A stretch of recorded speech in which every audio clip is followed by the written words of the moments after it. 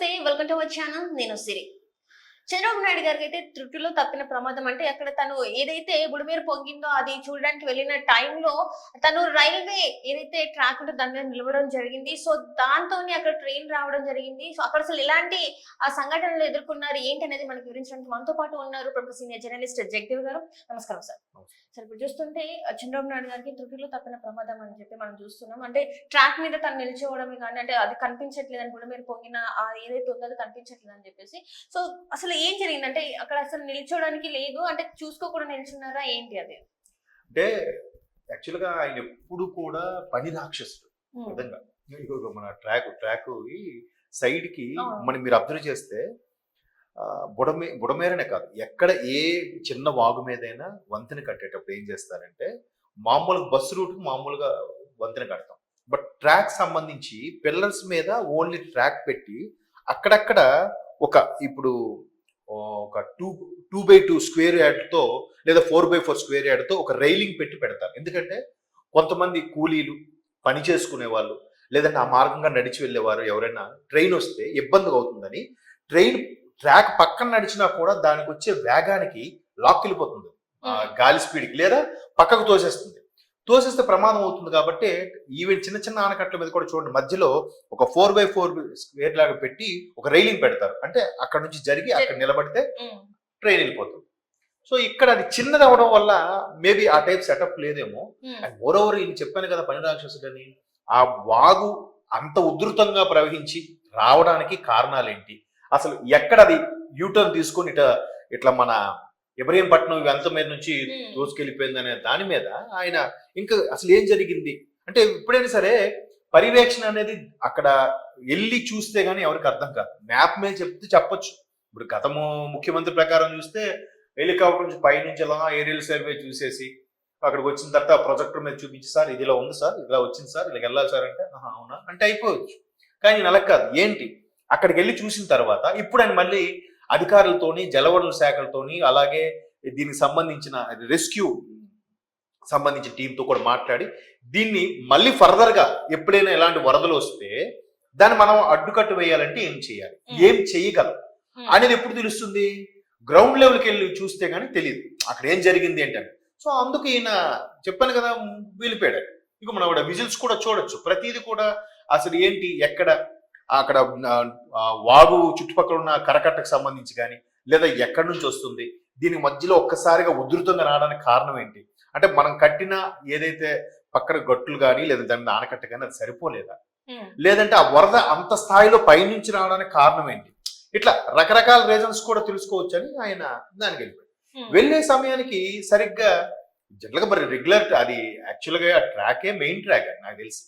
ఆ మనకి విజయవాడ ట్రాక్ అన్ని కూడా పైగా అది పెద్ద జంక్షన్ కదమ్మా, ఎక్కడి నుంచైనా నాకు తెలిసి ఆసియాలోనే అది పెద్ద జంక్షన్ అంటారు విజయవాడది, మేబీ ఇండియాలో పెద్ద జంక్షన్ అయితే అయి ఉండొచ్చు. సో అంత పెద్ద జంక్షన్ కాబట్టి ఎప్పుడు రైలు తాకడి ఉండనే ఉంటుంది.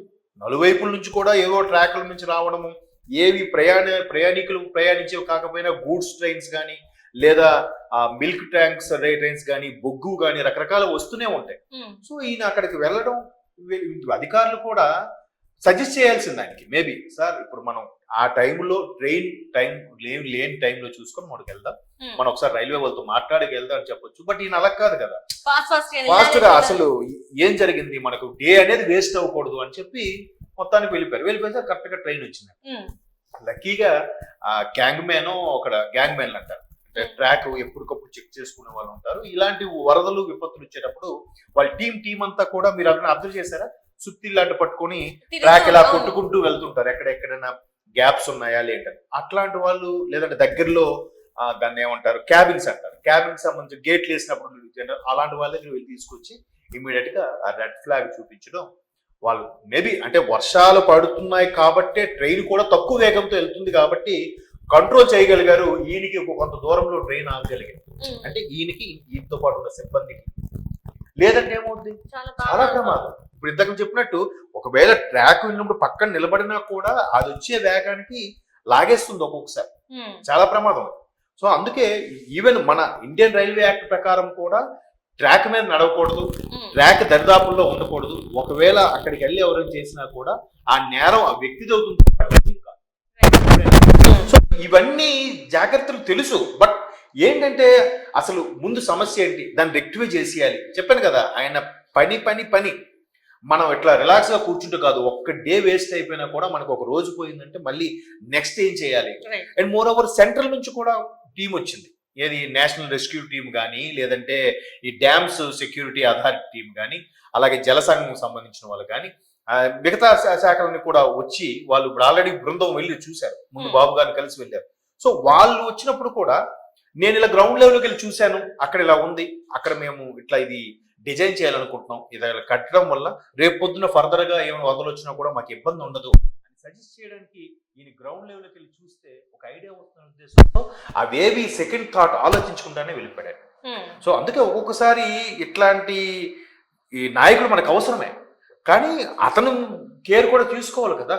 ఎంత పైగా ఆ ఏజ్ లో ఆ దూకుడుగా వెళ్ళిపోవడం అనేది కూడా ఒక విధంగా అప్రిషియేట్ చేయాల్సిన విషయమే. ఇంకో జాగ్రత్తలు జాగ్రత్త కూడా తీసుకోవాలి, అన్ని రకాలుగా ఆలోచించి ఆ దూకుడు ఉండాలి. ప్రభుత్వంలో ఉన్నప్పుడు ఆ దూకుడు ఉంటేనే ప్రజలకి అనుకున్న ఫలాలు సరైన సమయానికి అందుతాయి. కానీ అతని కేర్ కూడా చూసుకోవాలి.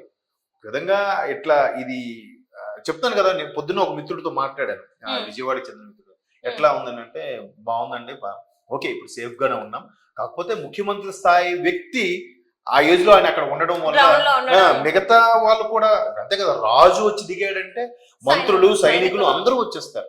అలా కాకుండా రాజు 4 గోడల మంది కూర్చొని అది చేయండి, టెలికాన్ఫరెన్స్ చూసి వీడియోలు చూసి సజెస్ట్ చేస్తే అక్కడ ఆవిడ వెళ్తున్నాడో లేదో తెలియదు. ఆయన వెళ్ళకపోవడం వల్ల మిగతా అధికార యంత్రాంగం కూడా ఎవరు ఆఫీసులో వాళ్ళు ఉంటారు, సరిగ్గా వెళ్ళకపోవచ్చు. సో ఆయనే గ్రౌండ్ లెవెల్కి వెళ్ళిపోయాడు కాబట్టి బాబు గారు ఉన్నారు, మనం వెళ్ళిపోతే బాగోదని చెప్పి యంత్రాంగం అంత వస్తుంది. ఇప్పుడు నిన్న కూడా చూడండి, బొత్స గారు వెళ్తే ఎవరో విమర్శించారు, మీరు మాకు వచ్చే పథకాలు కూడా రానివ్వకుండా చేయడానికి వచ్చారా. ఏమంటే మీ నాయకుడు వచ్చే వరకు ఒక్క వైసీపీ నేత కూడా రాలేదు, అక్కడ బాబు గారు చూడండి, బాబు గారు ఉంటే వరుసగా అందరూ ఎక్కడే ఉన్నారు, మీరు మాత్రం ముందు ఒకేసారి మీ నాయకుడు వచ్చాడు, తర్వాత మీరు ఒక్కలే వచ్చారు, ఇంతవరకు ఒక మాజీ మంత్రి కానీ వైసీపీ నాయకుడు కూడా రాలేదు ఎందుకు అని చెప్పి తిరిగి ప్రజలు ఎదురు ప్రశ్నించారంట, అంత బాధలో కూడా. సో ఇవన్నీ చూస్తుంటే నిజంగా మేబీ అతను వచ్చే టైంకి ఇవన్నీ జరుగుతుంటాయో ఏంటో తెలియదు. 2014లో కూడా ఇలాగే పదవిలోకి వచ్చిన కొత్తలోనే హుద్హుద్ వచ్చింది. అప్పుడు కూడా నెల రోజుల్లో మొత్తం గ్రామీణ ప్రాంతాలతో సహా అన్ని సెట్ చేసేసాడు. సో ఇప్పుడు కొన్ని ప్రాంతాలు ఎఫెక్ట్ అయ్యాయి కాబట్టి ఇంకొక వారం రోజులు అంతా సెట్ అయిపోతుందని అనుకుంటున్నాను. దానికి దీర్ఘకాల పరిష్కారం కూడా ఆయన చూపిస్తాడని అనిపిస్తుంది. అంటే ఇప్పటి వరకు చూసుకుంటే అన్ని అంటే చంద్రబాబు నాయుడు గారికి కొంచెం అంటే రాజధాని డెవలప్మెంట్ కావచ్చు, అక్కడ నుంచి వచ్చిన నిధులతో ఎట్లా చేయాలి ఏంటి అనే టైంలో ఇప్పుడు ఇలాంటిది అవ్వడం, మరి ఎట్లాంటి స్టెప్స్ తీసుకోబోతున్నారు? అదే ఇప్పుడు ఇది అతను ఇలా చేయడం వల్ల ఈయన పనితనం చూసి కేంద్రమే చలించిపోయి అమిత్ షా గారు లాంటి వాళ్ళు కూడా వెంటనే అక్కడ నుంచి ఎవరెవరు బృందాలు పంపించి అక్కడ అంచనా వేసి రాష్ట్రానికి ఏ విధంగా ఆదుకోవాలని చెప్పి వీళ్ళేం చెప్పకముందే వాళ్ళ టీంని పంపించారంటే చూడండి. అది అంటే నేషనల్ మీడియా రేంజ్ లో ఈయన తెలియజెప్పే ప్రయత్నం చేస్తున్నాడు. అరే ఒక ముఖ్యమంత్రి ఈ స్థాయిలో పనిచేస్తాడా, అండ్ మోర్ ఓవర్ ఏజ్ అక్కడ ఆయనకే నిజంగా లేరు, అట్లీస్ట్ 50s కూడా కాదు, 70+ ఏంటి అసలు ఈ పడితనం. ఓకే రేపు పొద్దున ఇప్పుడు ఎలా అయిపోయిందంటే కంపారిజన్, రేపు పొద్దున ఎవరు ఏ ప్రాబ్లం ఏ రాష్ట్రంలో వచ్చినా ముఖ్యమంత్రి అనేవాడు ఇక్కడ ఇలా చెయ్యాలి అనే కంపారిజన్ తీసుకొచ్చాడు. ఇప్పుడే కాదు ఇంతకు ముందు కూడా. సో అట్లాంటి పనితనం అవడం వల్ల ఈయన కేంద్రాన్ని ఏం అడగక్కర్లే, వాళ్ళే అరే ఎట్లా తిరుగుతున్నాడు అనే దీని మీద వాళ్ళే అంచనా వేయమని చెప్పి బృందాలను కూడా పంపించారు. బృందాలు నేను కలిశారు కూడా, దాని తగ్గట్టుగానే రిజల్ట్ కూడా కనిపిస్తుంది. Wait and see.